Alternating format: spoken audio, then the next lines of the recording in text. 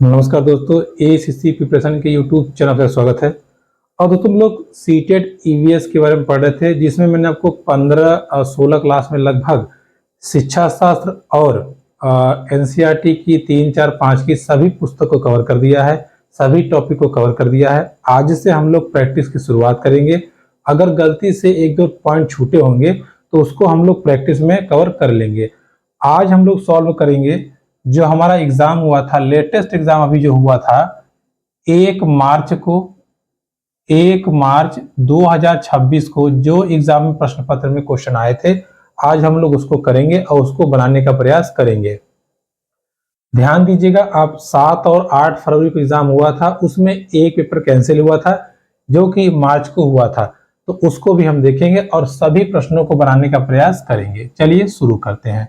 ध्यान से समझिएगा, सब क्वेश्चन इजी हैं, आपको अच्छे से आएंगे। चलिए समझते हैं। देखिए पहला क्वेश्चन है, निम्नलिखित में से कौन से मिजोरम के विशेष नृत्य के रूप में चेरो में इस्तेमाल होते हैं। देखिए मिजोरम में मैंने आपको बताया था झूम खेती होती है, लास्ट क्लास में बताया था अभी हमने, झूम खेती होती है। वहां पे जब खेती हो जाती है, लोग जब फसल को काटते हैं तब नाचते गाते हैं, जिसमें वो बांस की ऐसे डंडी से खेलते हैं और ढोलक बजाते हैं।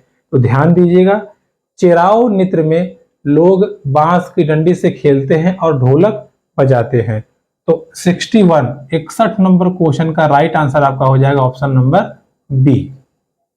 ठीक है, क्या हो जाएगा? Option number B. आगे बढ़ते हैं और आगे प्रश्न को हम बनाने का प्रयास करते हैं, या इसको कह दिए ऑप्शन नंबर 2 है। ठीक है, क्या है ऑप्शन नंबर 2? 62 नंबर है, निम्नलिखित में से कौन सा एक उत्पाद पेट्रोलियम से प्राप्त नहीं होता। देखिए जब हम पेट्रोल को यूज कर लेते हैं या पेट्रोल का जो खराब मटेरियल होता है उससे हम तेल, मैंने आपको बताया था कि तेल पेंट में, अगर तेल में पेंट में यूज होता है तो तेल में यूज करते हैं, मोम में यूज करते हैं, ग्रीस में यूज करते हैं। लेकिन जैट्रोफा तेल पौधों के बीज से प्राप्त होता है, तो जैट्रोफा जो बीज है उससे जैट्रोफा तेल मिलता है। यह पेट्रोलियम का उत्पाद नहीं है। तो इसका सही उत्तर हो जाएगा ऑप्शन नंबर 4। अगला प्रश्न देखते हैं। हाँ, कह रहा बीवर पक्षी के बारे में निम्नलिखित कौन सा कथन सही है। आप खुद बताइए। मैंने आपको बताया था कि बीवर पक्षी एक ऐसा पक्षी है जिसमें आदमी अर्थात मर्द लोग कई घोंसला बनाते हैं, महिलाएं उसको चूज करती हैं, जो उनको अच्छा लगता है उसी में अंडा दे देती है। तो इसमें ऑप्शन दिया है पहला, केवल दक्षिण अमेरिका में पाए जाते हैं, ये निशाचर हैं, मादा और नर दोनों खूबसूरत घोंसला बनाते हैं, बिल्कुल नहीं। हाँ, आखिरी वाला देखिए, मादा बीवर पक्षी को जो घोंसला सबसे अच्छा लगता है उसमें ही वह अंडे देती है। ठीक है, क्लियर है? तो मैंने ये आपको अच्छे से समझाया था, ये मैंने आपको बताया था। तो 63 का ऑप्शन नंबर 4 आपका बिल्कुल सही हो जाएगा। आगे बढ़ते हैं और 64 को हम समझते हैं। 64 नंबर देखिए, अगर गीली ब्रेड को किसी बंद डब्बे में 3-4 दिन के लिए रखा जाए, ब्रेड पर कुछ हरे हरे धब्बे दिखते हैं, उन पर हरे काले धब्बे हैं। देखिए जैसे जो हम ब्रेड खाते हैं, अगर आप उसको पहले भिगो दीजिए, भिगो के आप डब्बे में रखेंगे ना तो उसमें सड़न आ जाएगी, मतलब वो सड़ जाएगा। तो जिसको हम कहते हैं दहिया लग गया। 3-4 दिन बाद देखेंगे तो काला हरा उसमें धब्बा पड़ा रहेगा, उसे कहते हैं आपका ब्रेड मोल्ड। क्या कहते हैं? Bread mould. तो इसका राइट आंसर हो जाएगा ऑप्शन नंबर 4, ब्रेड मोल्ड। ठीक है, धीरे धीरे वो भोजन खराब हो जाएगा या कह लीजिए खाने योग्य नहीं बचेगा। क्या कहते हैं? Bread mould. क्लियर हुआ? अगला प्रश्न है 65 नंबर। क्या कह रहा है कि निम्नलिखित शास्त्रीय नृत्यों का संबंधित राज्यों से मिलान कीजिए। अब बात समझिएगा, इसमें कुछ आपको नृत्य दिया गया है, कह रहा है कि इन नृत्यों का मिलान कीजिए। जैसे पहला आपका है भरतनाट्यम। देखिए भरतनाट्यम जो नृत्य है वो तमिलनाडु का है, यानी कि जो पहला वाला ऑप्शन है ये किससे मैच कर रहा है? चौथे से। ठीक है, पहला वाला मैच कर रहा है चौथे से। देखिए आप स्मार्ट वर्क किया कीजिए, जैसे आपने मिलाया पहला वाला मैच कर रहा है चौथे से, तो चारों ऑप्शन में देखिए जो ए नंबर है वो चौथे से कहाँ मैच किया है, तो वो आपका मैच किया है ऑप्शन नंबर 4 में। और वही आपका राइट आंसर हो जाएगा, बाकी आपको मिलाने की जरूरत नहीं है। अरे भाई आप खुद सोचिए कि जब पहला वाला मिल गया चौथे से और वो ऑप्शन में एक में ही है तो 100% सही होगा, बाकी हमें मिलाने की जरूरत है ही नहीं। तो जब भी आपको पहला मैच कर जाए तुरंत ऑप्शन मैच कराइए कि ये वाला मेरा किस में है। अगर ये वाला दो ऑप्शन में होता तो हम दूसरे को मैच कराते, फिर तीसरे को कराते, ठीक है। तो राइट आंसर आपका हो जाएगा ऑप्शन नंबर 4, यानी कि जो कथक नाच है वो हमारे उत्तर प्रदेश का है, और जो हमारा मोहिनी अट्टम नाच है वो केरला का है, और लास्ट में कुचिपुड़ी जो है वो आंध्र प्रदेश का है। देखिए कुचिपुड़ी से ट्रिक लगाइएगा, कच्ची पूड़ी, कच्ची पूड़ी कौन बनाता है? अंधे लोग। तो आंध्र प्रदेश, आंध्र प्रदेश। क्लियर। आगे बढ़ते हैं, अगला प्रश्न हमारा है 66 नंबर। ये देखिए थोड़ा अच्छा प्रश्न है, ये आपका आ गया है मैप से। किससे? मैप से। देखिए कह रहा कि मध्य प्रदेश के सीमांतवर्ती राज्य हैं। देखिए आप बात समझिएगा, अगर आप भारत के मैप पे एज्यूम करें तो यहाँ कहीं बीच में होता है एमपी, और इसके जस्ट इस तरफ जाएंगे तो यहाँ पे आपका देखने को मिलता है राजस्थान, उसके नीचे जाएंगे तो गुजरात, और यहाँ नीचे महाराष्ट्र की सीमा लगती है, इस तरफ से छत्तीसगढ़ की सीमा लगती है, और इधर हमारे उत्तर प्रदेश की सीमा लगती है। तब आपसे आप पूछ रहा है कि कौन कौन सीमाएं लगती हैं। देखिए पहला समझिए, गुजरात लगता है, छत्तीसगढ़ लगता है, बिहार लगता है, लेकिन इसमें बिहार है ही नहीं तो बिहार नहीं लगता, पहला वाला गलत। दूसरा देखिए राजस्थान, गुजरात, हरियाणा है, इसमें हरियाणा है नहीं है, गलत। उत्तर प्रदेश, महाराष्ट्र, गुजरात, देखिए उत्तर प्रदेश, महाराष्ट्र, गुजरात, यानी कि हमारा आंसर नंबर 3 जो है वो बिल्कुल सही हो जाएगा। आखिरी वाला चेक कर लेते हैं, गुजरात, महाराष्ट्र, झारखंड, झारखंड तो है नहीं। तो देखिए कुछ सीमावर्ती राज्य को समझने के लिए आपको भारत के मैप को एक बार एनालाइज कर लेना है, एक बार समझ लेना है, ताकि कौन राज्य कहाँ है, कैसे है, हमें क्लियर हो जाए, क्योंकि यहां से भी कभी कभी क्वेश्चन पूछ लेता है। चलिए आगे बढ़ते हैं और आगे प्रश्न को हम समझते हैं। हाँ, अगला प्रश्न हमारा है 67 नंबर। क्या कह रहा है भैया? बनाने का प्रयास हम इसको करते हैं और इसको हम बनाते हैं। चलिए आइए समझते हैं। देखिए 67 नंबर कह रहा है कि हमारे देश के किस भाग में सामान्य घरों पर दिए गए विवरण पर विचार कीजिए। ढालू वाले पत्थर और लकड़ी के बने घर, याद कीजिएगा, लकड़ी के बने घर और ढालू वाले छत, मतलब छत ऐसे ढलान पे हो ताकि ऊपर से कोई चीज गिरे वो सट सट बाहर निकल जाए। तो मैंने आपको बताया था ढालू वाले छतें दो जगह बनती हैं, एक असम में और एक लद्दाख में। असम में लेकिन बांस का घर होता है और पत्थर का घर होता है लद्दाख में। लद्दाख में पत्थर के 2 मंजिला घर होते हैं, नीचे जानवरों लोग के रहता है, खिड़की नहीं रहता, ऊपर लोग रहते हैं, और छत ढालू वाली होती है, लकड़ी की होती है ताकि ठंडा रहे और बर्फ गिरे तो निकल जाए बह के। ठीक है, तो इसका राइट आंसर हो जाएगा ऑप्शन नंबर, अगर आप देखें लद्दाख है आपका नंबर 2 में। क्लियर हुआ? इजी है। देखिए जो आपने पढ़ा है कितना बढ़िया बढ़िया सवाल पूछ रहा है। हमने मात्र 15 क्लास में ईवीएस कवर किया है और आप देखिए लगभग सब क्वेश्चन वहीं से आ रहे हैं। अच्छा अगला क्वेश्चन, ये देखिए क्वेश्चन अक्सर लोगों को कंफ्यूज करता है कि क्या करे क्या ना करे। आज आपकी कंफ्यूजन दूर करने का प्रयास करते हैं। समझिए पहले कहना क्या चाहता है। कह रहा है कि नीचे 2 कथन दिए गए हैं जिसमें अभिकथन 1 तथा दूसरे कारण आर के रूप में अंकित किया गया है। कथनों को पढ़िए और सही बताइए। पहला कह रहा है अभिकथन भीमबेटका गुफाओं और शरण के लिए प्रसिद्ध है। एक बिल्कुल सही है। राजा ने भीमबेटका गुफाओं को ऋषि मुनियों को दिया था शरण के लिए, बिल्कुल सही बात है, एकदम क्लियर है। अच्छा दूसरी बात, यह चट्टानी शरण नर्मदा नदी घाटी के समीप है, ये भी सही है। नर्मदा नदी घाटी के समीप है, आपका बिहार में है, ये तो बिल्कुल सॉरी इधर नीचे साइड है। और पहली हो गई। दूसरी बात ये है कि यार चलो यहाँ तो क्लियर बिहार में नहीं है, ध्यान दीजिएगा नीचे के राज्य में है। दूसरी बात ये है कि ये जो गुफा है ये शरणार्थियों के लिए फेमस है, बिल्कुल सही है। लेकिन एक बात बताइए, पहली लाइन लिखा है कि प्रसिद्ध है शरणार्थियों के लिए, दूसरी लाइन लिख रहा है कहाँ है। लेकिन दूसरी लाइन पढ़ने के पश्चात क्या आपको कुछ समझ में आ रहा है कि कुछ बताया है यहाँ कौन लोग रहते हैं? ये तो नहीं बताया है। दोनों सही है, लेकिन कारण में जो लाइन लिखा है अगर लिख देता कि ऋषि मुनि लोग रहते हैं तब समझ में आता कि अच्छा इसीलिए प्रसिद्ध है, यहाँ पे ये लोग रहते हैं। लेकिन ये तो कह रहा है कि कहाँ है, तो दोनों सही है, लेकिन आर वाला व्याख्या सही नहीं करता। जब भी दूसरा पढ़िए, दूसरे का संबंध अगर पहले से आ रहा है तब तो दोनों सही होगा, कारण भी सही होगा। लेकिन अगर दोनों सही है, कारण सही नहीं है, तो आप लिख देंगे ए और आर दोनों सही है लेकिन व्याख्या सही नहीं करता। तो आपका सही उत्तर हो जाएगा ऑप्शन नंबर 3। क्लियर? चलिए आगे बढ़ते हैं और अगला प्रश्न समझते हैं। 69 नंबर। देखिए कितना मस्त सवाल दिया है, इसको जरा समझिएगा।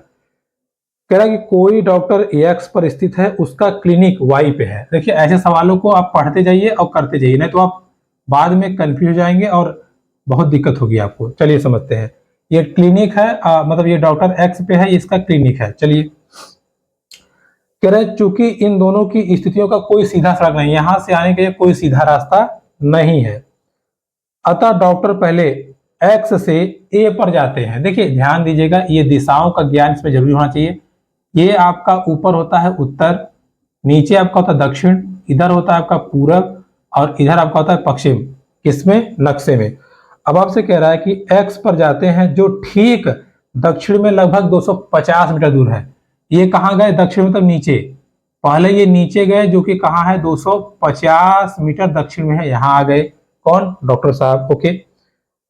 फिर बी पर जाते हैं जो ए के पूर्व में लगभग 400 मीटर दूरी पर है। अच्छा चलो, ये अब इसका ए पे जाते हैं। पहले भाई कहाँ गए? पहले डॉक्टर साहब गए हैं बी पर ना, फिर ये गए ए पर। ए पर गए जो कि 400 मीटर पूर्व में है, यही तो बोला था, 400 मीटर पूर्व में है। ठीक है, आगे फिर वो सी पर जाते हैं जो बी के ठीक दक्षिण में लगभग 125 मीटर दूरी पर है। सोचिए यहां तो आए थे, यहां से ये पश्चिम में गए और पश्चिम में कहा गए? जो बी के, ध्यान दीजिएगा, जो कह रहा है बी के दक्षिण में लगभग 125 मीटर है, मतलब बी के नीचे आ गए। तो यहां से ये इस तरफ गए। कहां से गए? यहां से ये इस तरफ गए। कहां गए? दक्षिण में, जो कि कहां है? बोल रहा है 125 मीटर दक्षिण में है। फाइनली वो कहां पे आ गए? यहां। ठीक है, सवाल के हिसाब से फाइनली ये यहां पे आ गए। ये हो गया वाई। ये तो मैंने आपको समझाने के लिए बताया था, दिशाओं के हिसाब से हम चल रहे थे। तो अपने क्लिनिक पे वो आ गए। ठीक है, कहां आ गए? अपने क्लिनिक पे वो आ गए। कहां आ गए? अपने क्लिनिक पे वो आ गए।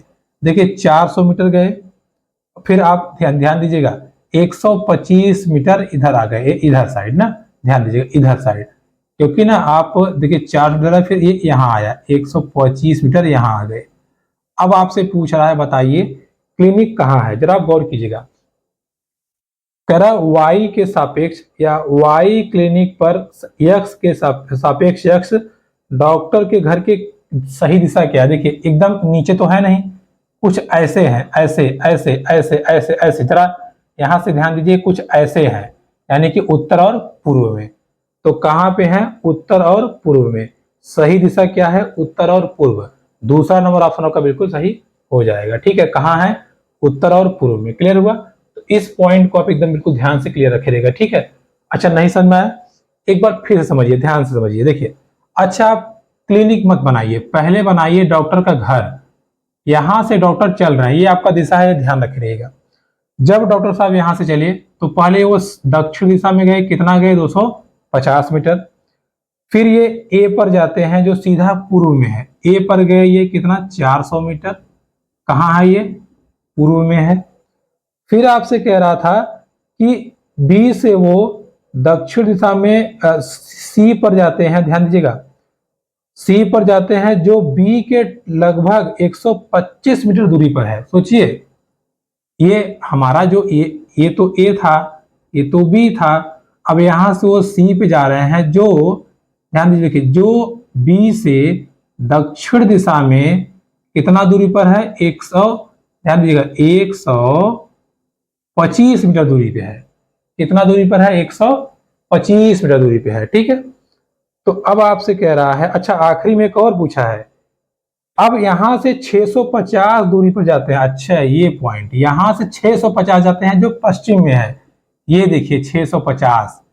तो अब देखिए पहले गए यहाँ यहाँ यहाँ यहाँ, अब इसके सापेक्ष एक्स हमारा किधर है? इधर ही है ना, इधर ही है ना, तो उत्तर पूर्व में।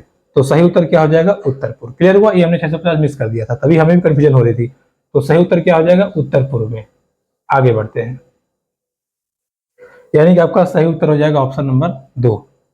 प्रश्न नंबर 17 की बात कर 70, चींटियों की बिल की देखभाल सुरक्षा। मैंने आपको बताया था चींटियां ग्रुप में रहती हैं, रानी अंडे सॉरी रानी चींटी अंडा देती है, सिपाही उसकी सुरक्षा करती हैं। तो चींटियों की बिल की सुरक्षा कौन करता है? सिपाही। इसमें मर्द लोग का कोई काम नहीं होता, राजा इसमें नहीं होता। तो राइट आंसर हो जाएगा ऑप्शन नंबर 1। ठीक है, क्या करता है? सिपाही चींटी बिल की सुरक्षा करती है। आगे बढ़ते हैं, अगले प्रश्न ध्यान देते हैं। प्रश्न नंबर 71, देखिए सभी प्रश्नों को ध्यान से पढ़िए और पॉइंट पे कवर कीजिएगा कि कहां पे हमें पेच भिड़ाना है। जब आप पॉइंट को कवर करके चलेंगे तो बहुत ही आसानी से चीजों को आप कवर कर लेंगे। देखिए प्रश्न नंबर 71 क्या कह रहा है, समझते हैं। कह रहा है निम्नलिखित कथनों पर विचार कीजिए। अच्छा, डॉक्टर ब्यूमोंट वह व्यक्ति है जिन्होंने अपने जीवन में भोजन के पाचन के कई रहस्य खोले। बिल्कुल सही है। मैंने आपको बताया था डॉक्टर ब्यूमोंट ही थे ना जो सिपाही पर परीक्षण करके पाचन तंत्र के बारे में पता किए थे। तो बिल्कुल सही है, पहला नंबर ऑप्शन। उन्होंने पाया कि पाचक रसों का श्रावण करके हमारे पेट भोजन को बिलोता है, पचाता है। बिल्कुल सही है, पाचक रस से वो घंघोड़ के पचाता है। उन्होंने यह भी पाया पेट में पाचक रस क्षारी होता है। नहीं, पाचक रस अम्लीय होता है। तो तीसरा वाला तो गलत हो गया। डॉक्टर विमोंट ने एक ही व्यक्ति के पेट में 19 वर्ष तक प्रयोग किए। अरे उसका पेट खोल के 19 वर्ष तक वेट करेंगे, मर जाएगा कि बचेगा? तो तीसरा और दूसरा तो गलत हो गया, लेकिन पहला और दूसरा सही है। तो सही उत्तर हो जाएगा आपका ऑप्शन नंबर 2। इसमें फर्स्ट और सेकंड बिल्कुल सही है। इस चीज को आप ध्यान रखिएगा। ठीक है भाई, जो ऐसे पूछा था वैसे हमने बता दिया। अगला है क्वेश्चन। अच्छा, निम्नलिखित कथनों पर विचार कीजिए, वह कथन चुनिए जो सही नहीं है। अच्छा, एक झुंड सामान्यतः 10 से 12 हथनियों और बच्चों का होता है। बिल्कुल सही है। झुंड की सबसे बुजुर्ग हथनी होती है। ये भी सही है। हाथियों के झुंड में केवल हथनियां बच्चे। बिल्कुल सही है। हाथी 24-25 वर्ष की आयु तक झुंड में रहते हैं। गलत। 14 वर्ष की आयु तक, 12 से 14 या 14 से 15 वर्ष की आयु तक जो मेल होता है वो झुंड में रहता है, फिर वो अलग हो जाता है। तो इसका जो राइट आंसर है, जो सही नहीं है, वो है आपका ऑप्शन नंबर 4। आगे बढ़ते हैं, प्रश्न नंबर 73 कह रहा कि गांधी जी अंग्रेजों द्वारा लगाए गए नमक तोड़ो कानून के लिए 1930 में दांडी मार्च नामक एक लंबी यात्रा पर निकले। उन्होंने गुजरात में यहां से यहां तक, तो मैंने आपको बताया था कि गांधी जी ने नमक तोड़ो कानून के अंतर्गत दांडी के अहमदाबाद, ठीक है सॉरी गुजरात के अहमदाबाद शहर के साबरमती आश्रम से स्टार्ट होके कहां तक गए थे? दांडी तट तक, जो कि गुजरात में है।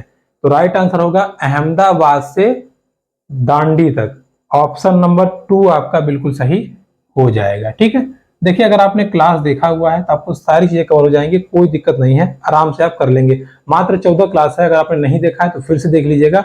आधे घंटे की क्लास है, 7 घंटे में का पूरा सिलेबस कवर हो जाएगा। आगे बढ़ते हैं, प्रश्न नंबर 74 क्या कह रहा है?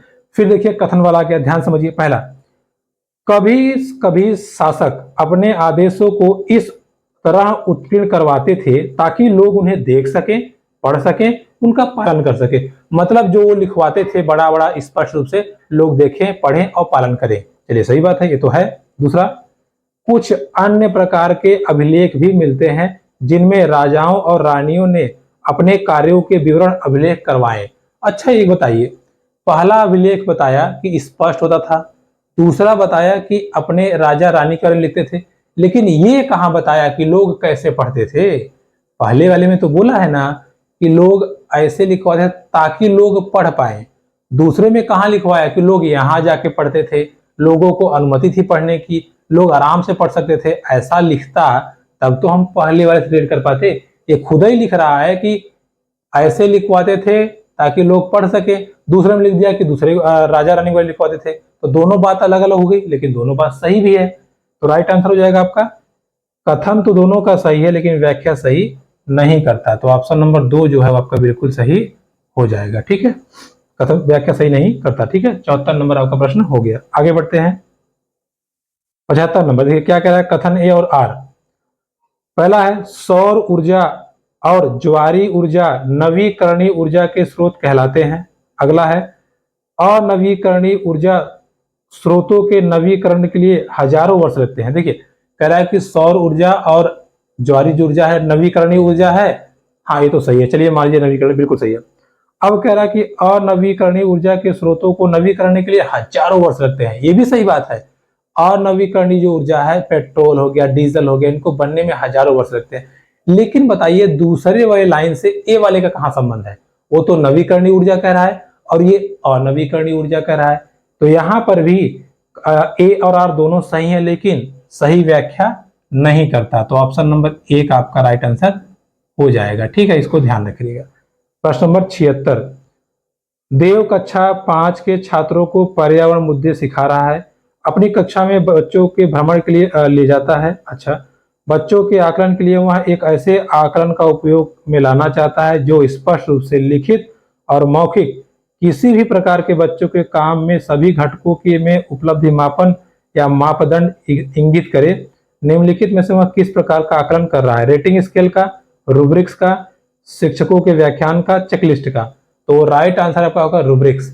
रूब्रिक्स एक ऐसा टेलम है जिसमें बच्चों के लिखित और मौखिक दोनों तथ्यों का या दोनों पक्षों का हम आकलन कर सकते हैं। तो राइट आंसर हो जाएगा आपका ऑप्शन नंबर 2। देखिए 77 नंबर क्वेश्चन आ गया, पर्यावरणीय मुद्दों के अध्ययन के लिए एक शिक्षक मच्छर के पेट की कहानी एक वैज्ञानिक की जुबानी बच्चों को सुनाता है। निम्नलिखित में से इस कहानी को पाठ्यपुस्तक में रखने का सबसे अच्छा उद्देश्य क्या था? पहला, बच्चों को यह बताना वैज्ञानिक प्रक्रिया क्या है तथा वैज्ञानिक किस अथक प्रयास के उपरांत अपनी खोज पूरा कर सकते हैं। माइक्रोस्कोप से बहुत छोटे छोटे जीवाणु देखे जा सकते हैं।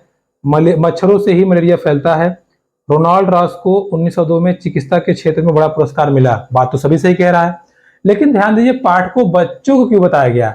इसलिए बताया गया कि शिक्षक जो थे वैज्ञानिक के बारे में बता रहे थे, तो बच्चों पर ये इम्पैक्ट करे कि जो वैज्ञानिक है कितनी मेहनत करते हैं अपनी खोज को पूरा करने के लिए। इसी प्रकार आप भी पढ़ाई लिखाई करिए, आप भी वैज्ञानिक बनिए या जिस क्षेत्र में जाइए अच्छे से मेहनत कीजिए और अच्छे से लगन से कार्य कीजिए।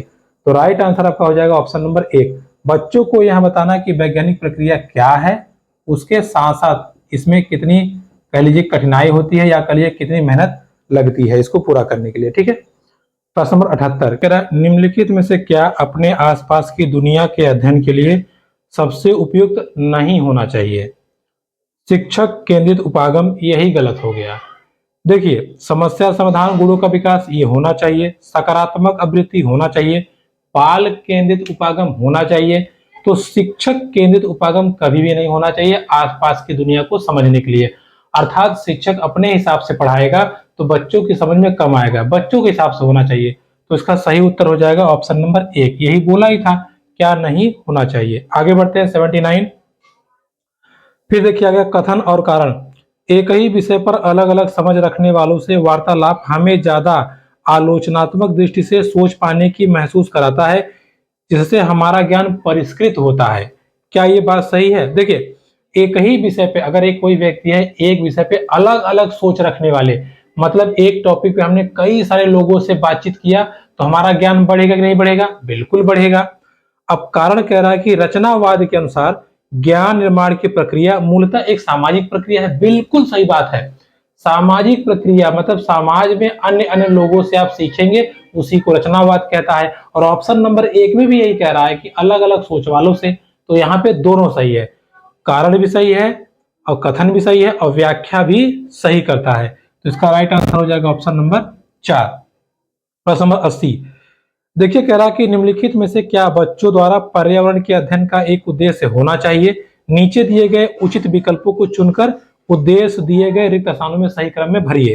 पहला, बच्चों की डैश है समग्र दक्षता और संवर्धन करना, तो बच्चों की संज्ञानात्मक, तो पहला वर्ड आएगा हमारा संज्ञानात्मक। अगर ऑप्शन को देखें तो दूसरे वाले में हमारा शब्द है संज्ञानात्मक और यही सही हो जाएगा। हम पूरा आपको बता देते हैं, बच्चों की संज्ञानात्मक समझ व दक्षता को संवर्धन करना है, जिससे उनमें सामाजिक तथ्यों के प्रति जागरूकता हो या जिज्ञासा हो। बिल्कुल सही बात है। जो कि पारिवारिक परिवेश से होके विस्तार तक जाए, मतलब बच्चे परिवार सीखते सीखते आगे बढ़ जाए। तो सही उत्तर हो जाएगा ऑप्शन नंबर 2। अगला है 81 नंबर, निम्नलिखित में से कौन सा संकेतक पर्यावरण मुद्दन के अध्ययन के आकलन के लिए उपयुक्त नहीं है? चर्चा करना बिल्कुल है, अवलोकन करना ये भी उपयुक्त है, विश्लेषण बिल्कुल है, याद करना उपयुक्त नहीं है। तो सही उत्तर इसका हो जाएगा ऑप्शन नंबर 4, याद करना आपका उपयुक्त नहीं है। इस चीज को आप ध्यान रखिएगा, ठीक है, याद करना उपयुक्त नहीं है। प्रश्न नंबर 82, एक अच्छा पर्यावरण अध्ययन का शिक्षक हमेशा बच्चों के परिवेश से उदाहरण लेकर पर्यावरण के मुद्दों पर बात करता है। बच्चों का यह परिवेश उनके सीखने में बहुत मदद करता है। यह परिवेश, बात समझिएगा कि शिक्षक हमेशा पर्यावरण को ले रहा है, यानी कि बच्चे जिससे इंटरेक्ट हुए हैं, जिसको देख रहे हैं, जिसको सीखे हैं, ये भी मैंने आपको बताया था कि बच्चों का जो संबंध डायरेक्ट होगा, जैसे परिवार से, परिवार के लोगों से, आसपास के लोगों से, वो होता है प्राथमिक संदर्भक। तो सही उत्तर हो जाएगा आपका ऑप्शन नंबर 3, प्राथमिक संदर्भ, यानी कि कुछ भी सिखाने की चीजें जो बच्चों पे डायरेक्ट इंपैक्ट डालती हैं उसे हम प्राथमिक संदर्भ के अंतर्गत लेते हैं या मानते हैं। चलिए आगे बढ़ते हैं, अगला प्रश्न डिस्कस करते हैं। प्रश्न नंबर 83, 83, कहा कि कठपुतलियों के द्वारा पर्यावरण से जुड़े बहुत सारे संदेश दिए जा सकते हैं, लेकिन इसके लिए शिक्षक को चाहिए वहां बच्चों को प्रशिक्षण दे एवं विशेष कौशल का विकास करे। ओके, कक्षा में कठपुतली के निर्माण के लिए शिक्षक द्वारा निम्नलिखित में से कौन सी युक्तियां बच्चों को प्रेरित करती हैं? प्रश्न समझिएगा, कह रहा है कि कठपुतली से सामाजिक संदेश दे सकते हैं, सही बात है। अब शिक्षक चाहते हैं कि बच्चे कठपुतली को बनाएं, उसके लिए जो कथन दिए गए हैं कौन प्रेरित करेगा? पहला, बच्चों को छोटे छोटे समूह बनाएं जिससे वे बीच में, जिससे उनमें उनके बीच की डर एवं हिचक निकल जाए, क्या ये सही होगा? दूसरा, बच्चों के आत्मविश्वास को बढ़ाने सकारात्मक सोच के कौशलों का विकास को बढ़ावा दें, बिल्कुल सही बात है। कक्षा में बच्चों को संचरित वातावरण का क्या मतलब है? वातावरण का मतलब तब होता है जब बच्चे पढ़ाई करें, यहाँ पे तो बना रहे हैं, तो पहला और दूसरा बिल्कुल सही हो जाएगा, तीसरा गड़बड़ है।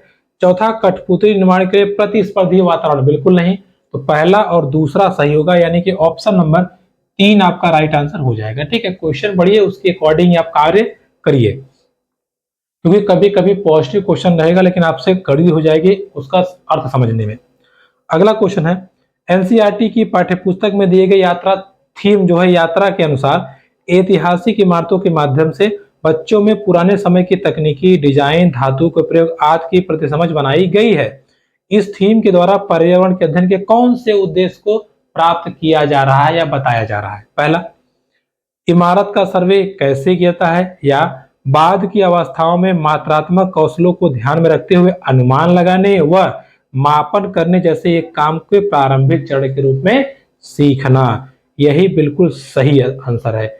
इमारत का नक्शा बिल्कुल नहीं है, दिशाओं का ज्ञान बिल्कुल नहीं है, तो राइट आंसर हो जाएगा ऑप्शन नंबर 2, यानी कि बाद में कई सालों बाद बच्चे मापन कर सके, समझ सके कि पुराने जमाने के लोग कैसे बनाते थे, कैसी चीजों को कैलकुलेट करते थे, कैसे इमारतों को बनाते थे। तो सही उत्तर हो जाएगा ऑप्शन नंबर 2।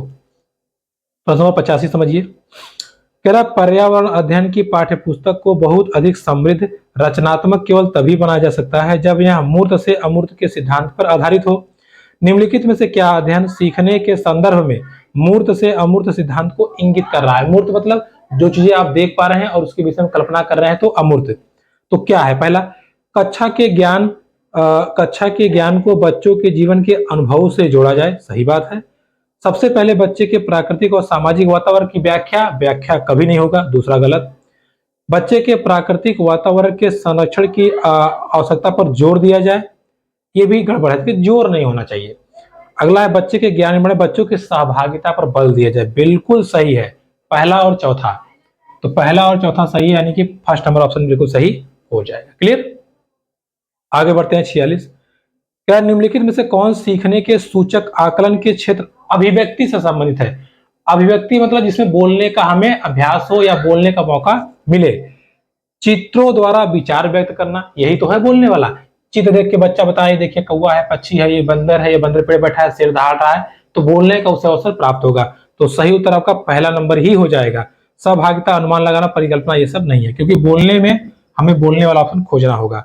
तो 86 का पहला नंबर। 87 नंबर क्वेश्चन, अब देखिए क्या करा है, नीचे दिए गए कथन पे विचार कीजिए और कारण और कथन को बताइए।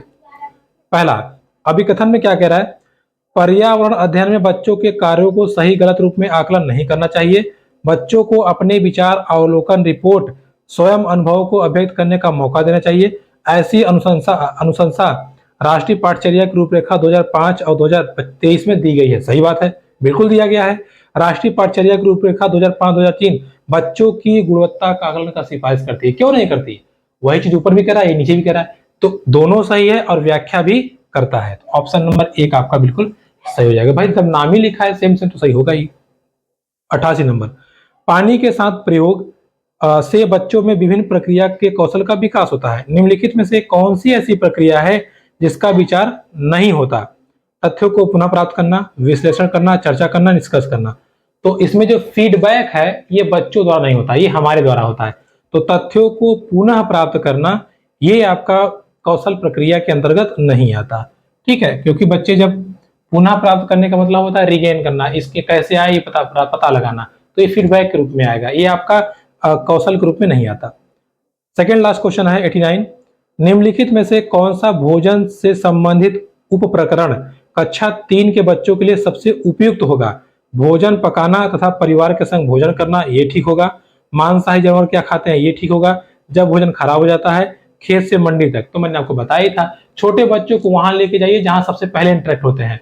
तो पहला नंबर ही बिल्कुल सही हो जाएगा, भोजन पकाना और परिवार के साथ भोजन करना। तो कितना हो जाएगा? 1। अब बात करते हैं हम आखिरी क्वेश्चन 90 की। क्या बोल रहा है भैया, इसको समझते हैं। ये कह रहा है कि एनसीईआरटी के पर्यावरण अध्ययन की पाठ्य पुस्तकों में कई सामाजिक मुद्दों को रखा गया है, जैसे विद्यालय घर पे कौन सफाई करता है, बच्चे पानी खाना किसके साथ बांटते हैं। ऐसे सामाजिक मुद्दों के लिए पर्यावरण अध्ययन का शिक्षण शास्त्र कैसा होना चाहिए? पहला, शिक्षक को क्या सही है क्या गलत है के बारे में बच्चों को नहीं लादने चाहिए। अच्छा, शिक्षक को लादने नहीं चाहिए। अच्छा, आगे, बच्चों के अनुभव विचारों की मुक्त भागीदारी, ये तो बिल्कुल सही है, ये तो होगा ही होगा। दूसरा, ऐसे सामाजिक मुद्दों पे कक्षा में जरूर चर्चा होना चाहिए जो परंतु अधिक नहीं होना चाहिए, ये भी बात सही है। तीसरा, बच्चे यह क्या महसूस करते हैं, अनुभव के उन्हीं के साथ नहीं हुए हैं, इस पे चर्चा होनी चाहिए, बिल्कुल सही है। 4 के 4 ऑप्शन सही है। कैसे, समझिए। सवाल वो था, बोला था कि सामाजिक मुद्दों को सम्मिलित करना है। अब एक शिक्षक को बच्चों को क्या सही है क्या गलत है बताना तो चाहिए, बट लादना नहीं चाहिए। तो स्टेटमेंट बिल्कुल सही दिया है, पहला वाला बिल्कुल सही हो गया। दूसरा, बच्चे के अनुभव एवं विचारों की मुक्त भागीदारी, मतलब जो भी बोले डांटिए मत, उनको एक्सेप्ट कीजिए, होना चाहिए, दूसरा भी सही। तीसरा कह रहा है ऐसे सामाजिक मुद्दों पर कक्षा में जरूर चर्चा होनी चाहिए परंतु ज्यादा नहीं, ये भी सही बात है। 3, पढ़ाई भी तो करनी है। अगला, बच्चे यह महसूस करते हैं ऐसा अनुभव केवल उन्हीं के साथ नहीं हुआ है, ये भी चर्चा होनी चाहिए। 4 के 4 सही हैं, तो इस चीज को आप ध्यान गौर कीजिएगा। अब यहाँ पे आप देखिए, जो आपका अगर आप गौर करें तो जो आपका इसमें ऑप्शन नंबर 3 है वो कह रहा है ना कि चर्चा होनी चाहिए लेकिन ज्यादा नहीं होनी चाहिए, ये गलत है। जब तक सब बच्चों को अवसर ना मिले तो आपको करना पड़ेगा, क्योंकि देखिए वैसे तो सही सब है लेकिन इसमें जो ऑप्शन नंबर 3 है ये थोड़ा गड़बड़ लग रहा है। तो राइट आंसर आपका हो जाएगा ऑप्शन नंबर 1, 1, 3 और 4। तो 90 का आंसर हो जाएगा ऑप्शन नंबर 1। क्लियर? तो दोस्तों ये रही आज की हमें क्लास जिसमें हम लोगों ने ईवीएस को कंप्लीट किया। देखिए 15 क्लास आपने पढ़ी है, कितना आपको लाभ मिल रहा है। मेरा पूरा उम्मीद है अगर आप 15 क्लास को अच्छे से कवर किए हैं तो आराम से 25+ मार्क्स गेन कर पाएंगे, जैसे मैंने आपको पहली क्लास में बताया था। तो चलिए मिलेंगे अगली क्लास में किसी और पेपर डिस्कशन के साथ, तब तक के लिए